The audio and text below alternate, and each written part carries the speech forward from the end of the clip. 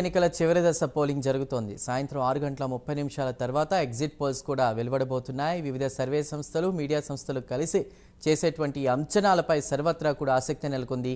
ఇక బీజేపీ సొంతంగా సీట్లు తగ్గుతాయా, పెరుగుతాయా? విపక్ష ఇండియా కూటమి పుంజుకుంటుందా? ఏపీలో ప్రజల మొగ్గు ఎటువైపు? ఇలా ఎన్నో ప్రశ్నలు. వీటికి ఎగ్జిట్ పోల్స్ ఖచ్చిత సమాధానం ఇవ్వకున్నా ఓ అంచనాను మాత్రం వ్యక్తం చేస్తోంది. ఇవి కాస్త అటు ఇటుగా ఉండే అవకాశం ఉన్నా ఎగ్జిట్ పోల్స్ పై సర్వత్రా ఆసక్తి నెలకొంది.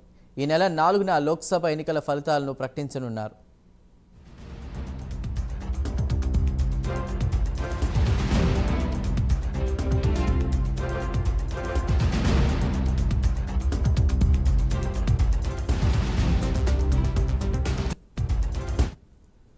ఎగ్జిట్ పోల్స్ ఫలితాలపై ఈసీ ఇప్పటికే ఆదేశాలు జారీ చేసింది.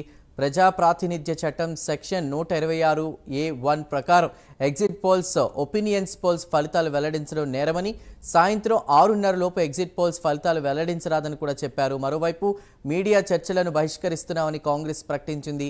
కౌంటింగ్ వరకు చర్చల్లో పాల్గొనమని చెప్పింది. కాంగ్రెస్ ఓటమిని ముందే అంగీకరించదని, నేటి పోలింగ్లో ఆ పార్టీకి ఓటు వృధా అని జేపీ నడ్డా ఎద్దేవా చేశారు.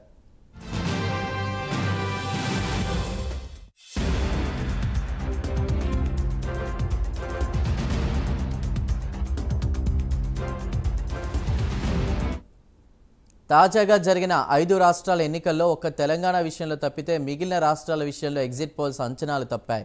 మధ్యప్రదేశ్, రాజస్థాన్పై ఒక్కొక్కరు ఒక్కో అంచనా వేశారు. ఛత్తీస్గఢ్ ఫలితాలనైతే దాదాపు అంతా దెబ్బతిన్నారు.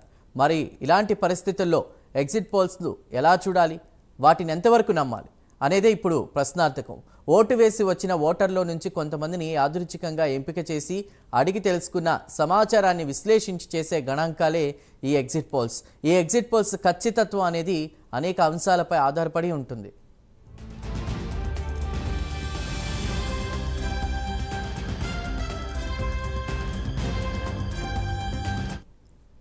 ఎంత ఎక్కువ మందిని సర్వే చేస్తే ఖచ్చితత్వం అంతగా ఉంటుందనేది ఓ నమ్మకం. సాధారణంగా ఓటు వేసి వచ్చిన తర్వాత ఓటర్లను నేరుగా కానీ టెలిఫోన్ ద్వారా కానీ సంప్రదించి వారి నుంచి సర్వేయర్లు సమాచారం సేకరిస్తారు.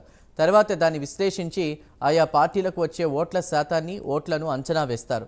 1998 లోక్సభ ఎన్నికల్లో దాదాపు అన్ని ఎగ్జిట్ పోల్స్ ఫలితాన్ని ఖచ్చితంగా అంచనా వేశాయి. ఎగ్జిట్ పోల్స్ అన్ని బీజేపీ నేతృత్వంలోని కూటమికి 200 సీట్లు దాటి దాదాపు మెజార్టీగా దగ్గరగా కూడా వస్తాయని అంచనా వేయగా 252 సీట్లు వచ్చాయి. ఇక కాంగ్రెస్ నేతృత్వంలోని పార్టీలకు 166 సీట్లు వచ్చాయి.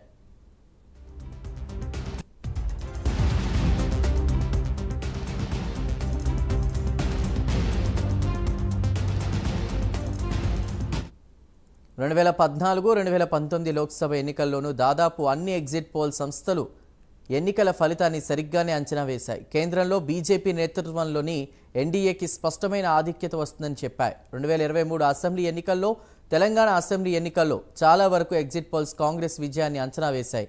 119 సీట్లకు గాను టుడేస్ చాణక్య కాంగ్రెస్కు 71, అదేవిధంగా బీఆర్ఎస్కు 33 సీట్లు వస్తాయని అంచనా వేసింది.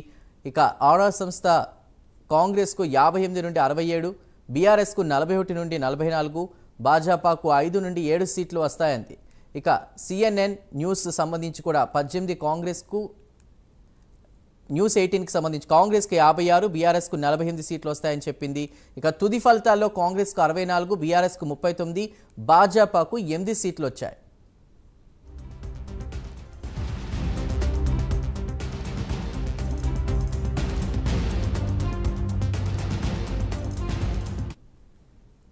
రెండు 2015 బీహార్ ఎన్నికల్లో ఎగ్జిట్ పోల్స్ అంచనాలు పూర్తిగా తలకిందులయ్యాయి.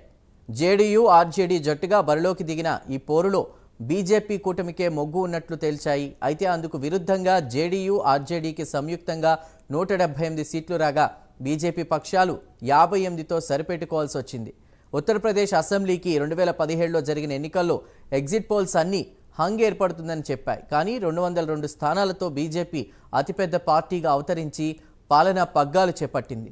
పంజాబ్ అసెంబ్లీకి 2017లో జరిగిన ఎన్నికల్లో మెజార్టీ సర్వే సంస్థలన్నీ కూడా ఆప్కే పీఠం అని నొక్కి చెప్పాయి. కానీ 77 స్థానాల్లో విజయం సాధించిన కాంగ్రెస్ ఆ అంచనాలన్నింటినీ కూడా పటాపంచలు చేసింది. బీహార్లో 2020లో జరిగినటువంటి అసెంబ్లీ ఎన్నికల్లో పలు సంస్థలు ఆర్జేడీకి అనుకూలంగా సర్వే ఫలితాలు ఇచ్చాయి. కానీ బీజేపీ జేడీయూ కూటమి అధికారం చేపట్టింది.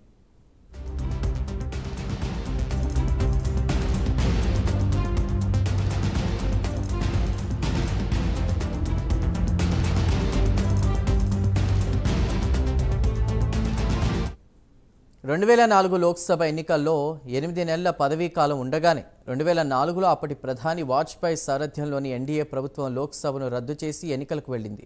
అంతకు కొద్ది రోజుల ముందే మధ్యప్రదేశ్, రాజస్థాన్, ఛత్తీస్గఢ్ అసెంబ్లీ ఎన్నికల్లో గెలుపు ముందస్తుకు వారిని పురుగొల్పింది. ఇక ఆ సమయంలో ఎగ్జిట్ పోల్స్ సైతం తిరిగి ఎన్డీఏని అధికారం చేపట్టే అవకాశాలు పుష్కలంగా ఉన్నట్లు చెప్పాయి. ఎన్డీఏ కూటమికి 330 సీట్లు వస్తాయని, ఇండియా టుడే 270కి కాస్త అటు ఇటుగా రావచ్చని మిగతా సంస్థలు అంచనా వేశాయి. కానీ ఫలితాలు మాత్రం అందుకు భిన్నంగా వచ్చాయి. ఎన్డీఏ కూటమి కేవలం 181 స్థానాలకే పరిమితం కాగా మెజార్టీ సీట్లతో యూపీఏ అధికారంలోకి వచ్చింది.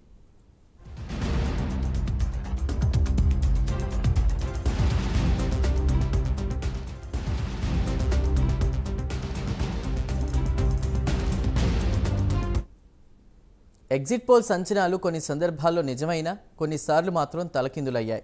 ఏది ఏమైనా ఎగ్జిట్ పోల్స్పై మాత్రం భారీ అంచనాలైతే ఉన్నాయి.